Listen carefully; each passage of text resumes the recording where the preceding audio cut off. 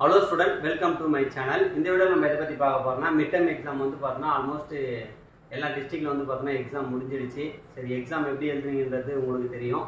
So exam நல்லபடியா எழுதினாலும் சரி, exam ஒழுங்கா படிக்கலனாலும் சரி, அத பத்தி எதுவும் worry பண்ணாதீங்க. முடிஞ்சு போச்சு.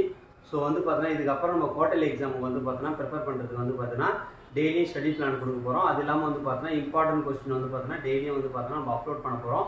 மறக்காம நம்ம இன்ஸ்டாகிராம் சேனலையும் சரி யூடியூப்லையும் சரி ஃபாலோ பண்ணி வச்சுங்க. உங்களுக்கு லோயர் ஸ்டடி ஸ்டூடெண்ட் இருப்பீங்க, நல்லா படிக்கிற ஸ்டூடெண்ட் இருப்பீங்க. ஸோ அதுக்கேற்ற போல் ரெகுலராக வீடியோ போடலான்னு இருக்கேன்.